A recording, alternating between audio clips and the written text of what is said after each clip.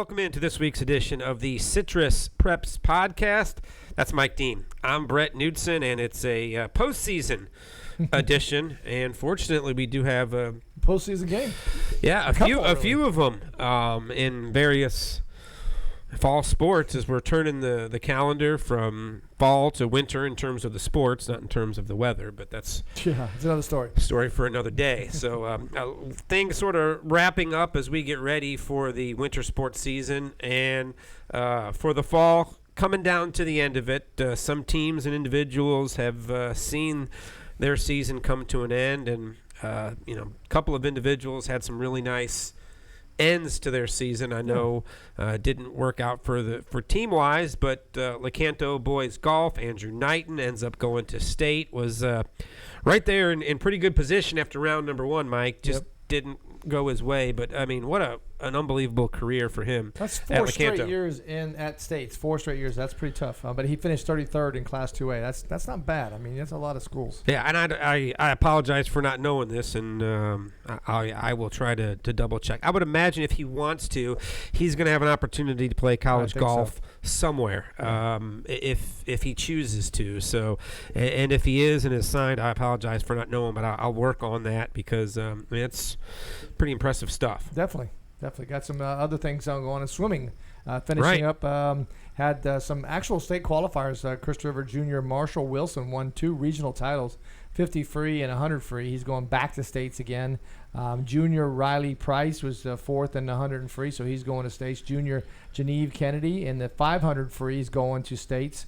And then Citrus's Riley Schaaf in diving is going to states. So I know there's some classic kids here, working in their sports and going out and doing the good things. And the Class 2A state meet is this Friday, so tomorrow, and hopefully good luck to them. Yeah, and I think with the Citrus girls cross country team, that's right. Again, another tremendous season for them as they just pile up the county championships and spots. Coach Latin, wherever she goes, I went next to her. Wherever she goes, she was at Citrus West High School. I mean, she's at Lecanto High School. I met her there. She actually helped out with some soccer stuff too, and now she's at Citrus, and she's doing a fantastic job. Yeah, impressive stuff. I mean, we talk about it all the time. You get past the districts and the regionals in any sport, you've accomplished something, and so congratulations to the Citrus girls. They did a great job. Speaking of girls, how about the volleyball program at Seven Rivers? I know. Finally. Yeah, talking to Coach Stack before they had their regional semifinal game. They were at home and they were like, maybe if things go our way, we'll get St. John Lutheran at home for the regional final. That would be great. We've beaten them 3 times. It didn't work out that way. They had to go up to Jacksonville for the regional final, and I guess 4th time is the charm. I mean, they get the job done, and the good news is they're in the state Final Four, and Saturday they're home at Seven Rivers, which is always a raucous gymnasium. So just 1 win away from playing for a state championship. I mean, just kind of soak that in. Again, I don't care what sport, I don't care what classification. You're right there about to play for a state championship. I know they got to get over one more hurdle coming up on Saturday, but the girls can feel it. They know how close they are, and coach is certainly ready, and this team wants to finish off with a state championship, and they're getting closer.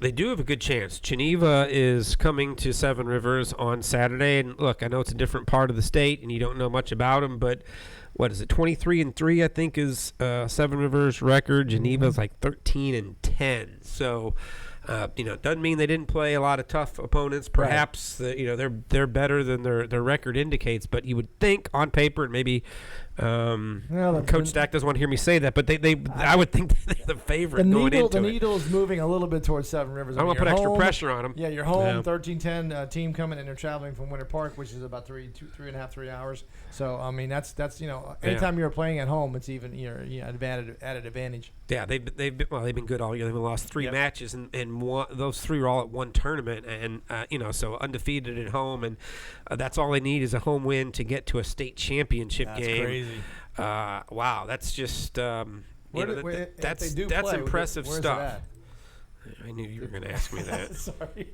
I think they play that. I think they play that down in Fort Myers. I'm going to double check that, but I'm pretty sure that they play that down in Fort Myers.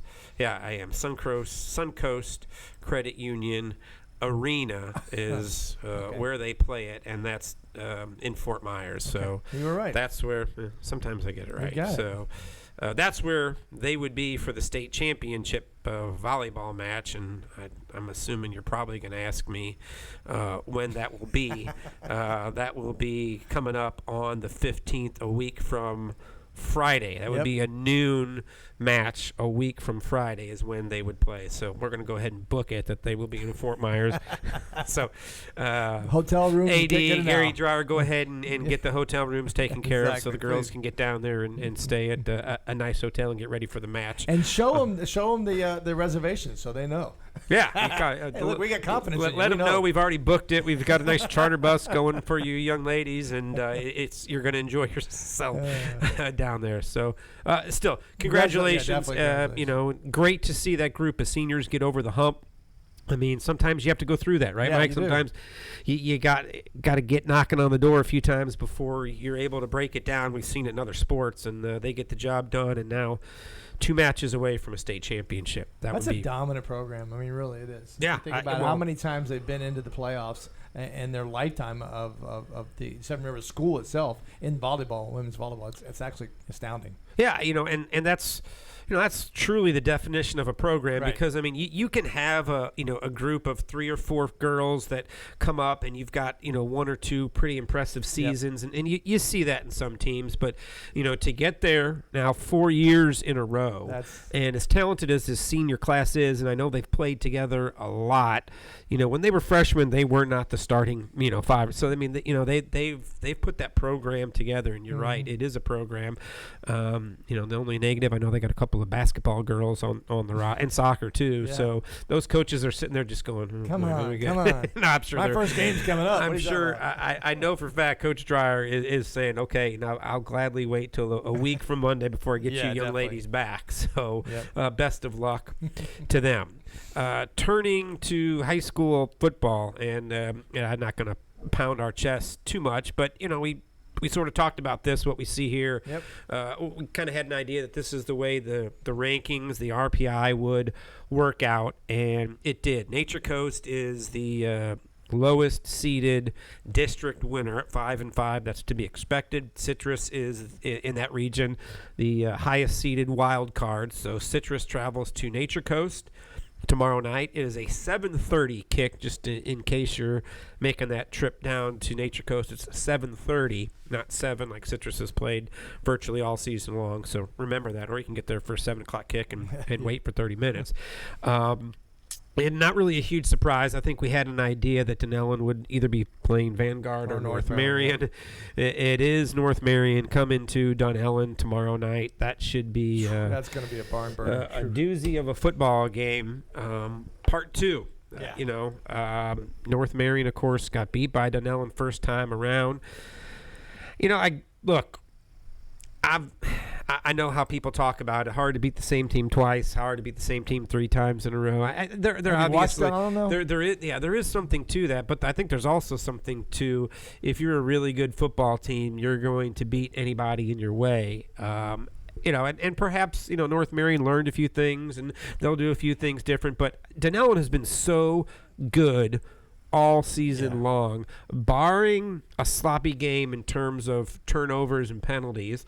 They're just a better football team. Well, and that's the thing. We don't know whether North Marion had some injuries on the first game. We're not sure who was in or out. I have to look back and look at it. But, again, weather may play an issue, too, because Friday night looking for some rain coming in. So that could be an issue. But, again, they're playing at home. Dunellen has a balanced team. Townsend is a great quarterback. He's got Frazier's is a great wide receiver. 2 running backs that can do what they need to do. And the defense that is stout as any you'll see.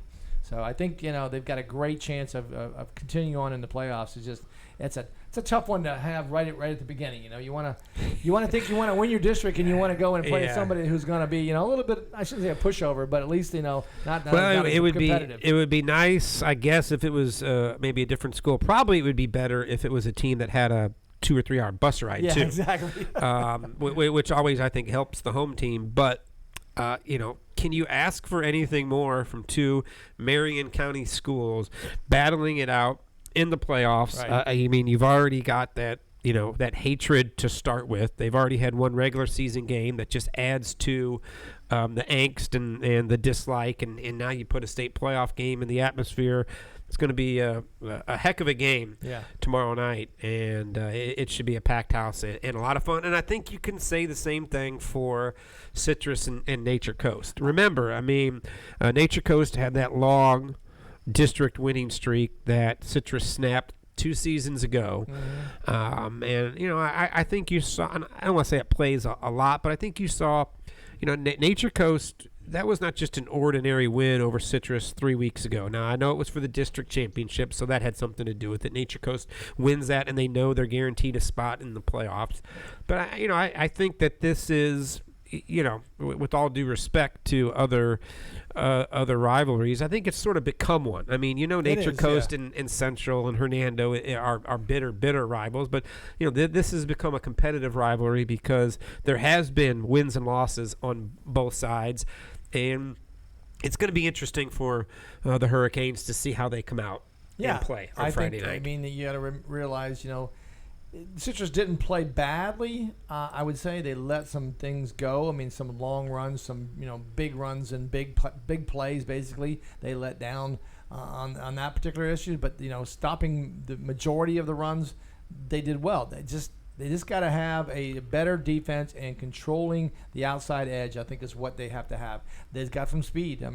Nature Coast always has speed, so you have to kind of watch that on the outside and not worry about that. Now, Coach Franklin's going to have them set up to ready to go. He's going to know Chop Alexander's going to have the defense ready. It's just a matter of, again, you're traveling to Nature Coast. Hard place to play, by the way. Yeah, Shark Tank is a good crowd there. Yep. It'll be fun. The one thing we'll hear from Citrus here in just a second, but McKinley Franklin taking over the head coaching duties after Coach O'Brien resigned. He talked about how, the first few days after it all happened, it was a bye week, so maybe in a way it worked out. They didn't practice very much, didn't do a whole lot out there, kind of let them, talk things out and do their thing and get on the same page and kind of work their way through it, and then went back to a normal schedule this week. He said, look, my job is as easy as it could be for someone stepping in to be the head coach, because I've got my defensive coordinator handling the defense, I got my offensive coordinator handling the offense, and I'm just sort of overseeing everything. So it really isn't a huge change in terms of what the coaching staff is being asked to do, which will make things a little easier on them this week and come Friday night. And I think that players will feel very comfortable with what they're doing. Yeah. There's not going to be that much of a change. Maybe Franklin, interjects a couple of things here and there, but like you said, offensive and defensive coordinators are still there. Same people, same plays, same kind of situations. Just a matter of who's going to make what call at certain downs and distances. Yeah, and we'll talk more about that, but this is what the coach and Connor Bishop and Jacob Fryer had to say about getting ready for a playoff game and just, what it was like this season. There's not a doubt in my mind that these 25 seniors plus the underclassmen who these guys have become a family, and they've all season long there's always been something that came against us, and these guys have always rallied behind one another. it's at this point, it's not about anything else other than these Hurricane football players and them rallying behind one another. And I think that they're going to be ready come Friday night. Any doubt in your mind that after what you guys went through, that come Friday night, you'll put your best foot forward and maybe play your best game of the season? Do you expect that from this group of guys? Yes, sir, 100%. I trust all these guys out here. They're all my brothers, and we all love each other. You just got to believe you just got to trust in the guy to your right and left each play. A main goal of mine coming into high school was always to make the playoffs. My sophomore year, we fell short by a little bit, and it hurt me a little bit. So that I wasn't going to let happen this year. And going to the playoffs now, I feel better, but it's not over yet.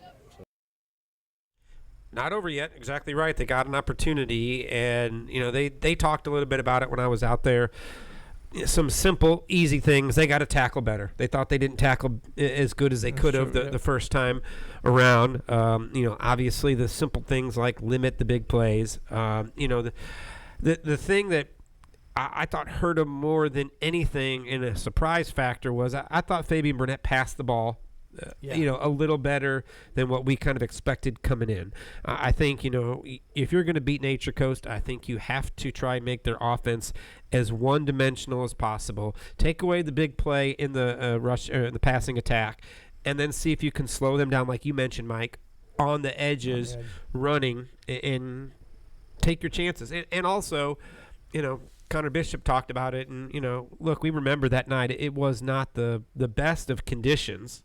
That the rain, Connor said had perhaps played a little bit of a factor. It's gonna be the same way now. Yeah. So, and I kind of talked about it with Dunellen.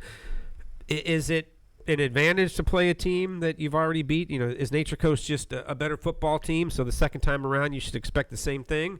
Or, does Citrus have a little something for them? I mean, I know from the Citrus perspective. And this, I remember it was the week after the game as they were getting ready, to take on Crystal River. They were still saying, man,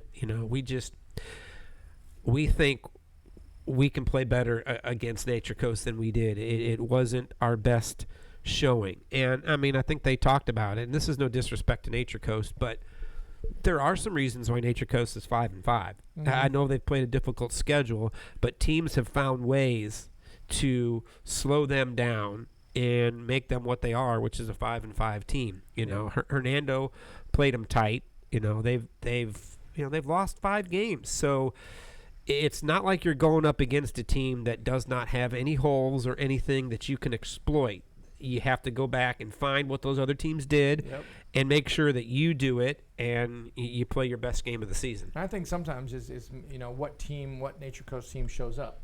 Yeah. What players are going to show up? And that offensive line was dominant against Citrus. So is that going to happen again? But it seems like with other games they haven't been that dominant. They've got some big boys on the front, but it's important for that particular group, but the offensive and defensive lines of Citrus to be able to say I can control the line on the offensive end and be able to get penetration on the defensive line. And they did at the end, and that was where you started seeing some blitzes coming through with Jeff Banning coming through, and I think that's what Franklin's going to do is maybe dial up a little more aggressive defense versus just hanging back. But that that can be good and bad because if they get a breakthrough on the second level, then that Burnett may be gone. Yeah, I mean and I don't know. Look, there were some injuries on the Citrus side that we know were there.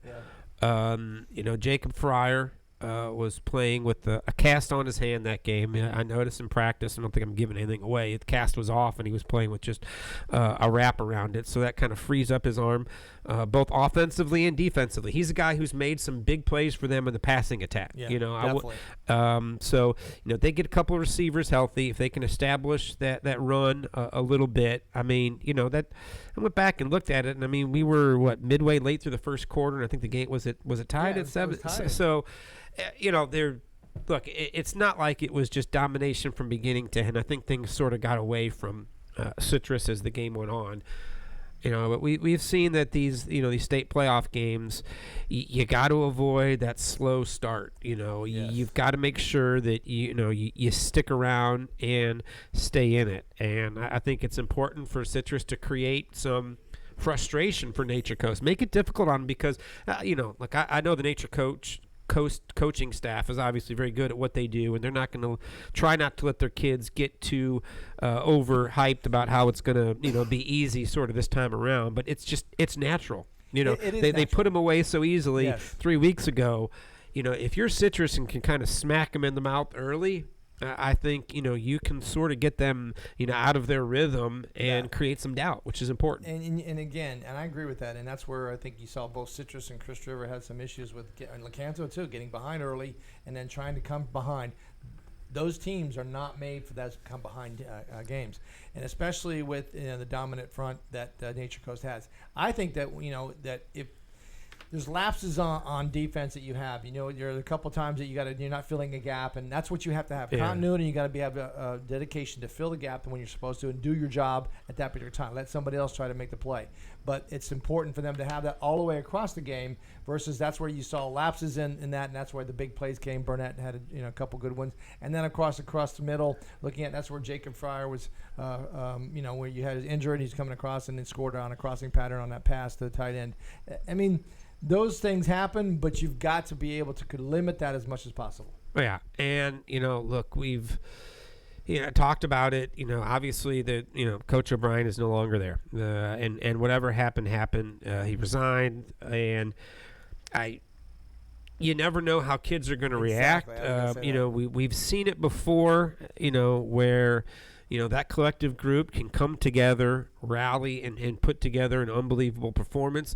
Sometimes you become so mentally drained from everything going on, you just don't have a whole lot left. That's why I think it's sort of important for them to get off to a good start because, Coach Franklin talked about it. I kind of let them the first week, the bye week, just maybe an hour here, an hour there on the field, the rest get away. You guys talk about whatever you want to talk about, kind of work your way through it, So I think that may help them to have that week off to work your way. And then also I think that takes less of a mental toll. You got a week to sort through it.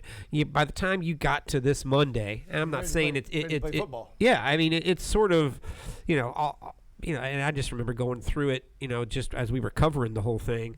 Really by Wednesday or Thursday, things had sort of died down a little bit. I mean, everybody from other parts of the state inquiring about what's going on. I'm sure it was like that.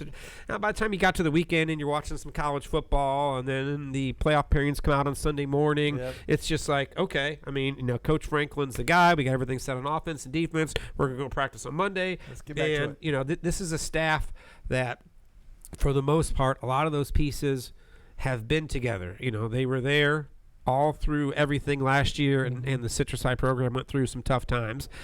Most of them are still there again this year. So these young men have got some coaches that they can lean on who've been there through everything, and they know what to do with them. I hope that they put together a great effort, and it turns out to be an awesome football game because I think on paper, you throw out what happened 3 weeks ago, I think these two teams should play a close football game that comes down to a couple of drives in the fourth quarter. Love to see that. Love to see Citrus come out on the winning end and see if they can go to the next level. Been a while, and I probably should have done the research, and I apologize for failing miserably, but been a while since a Citrus County team has won a state football game. Yep. I mean, we've been down to River Ridge,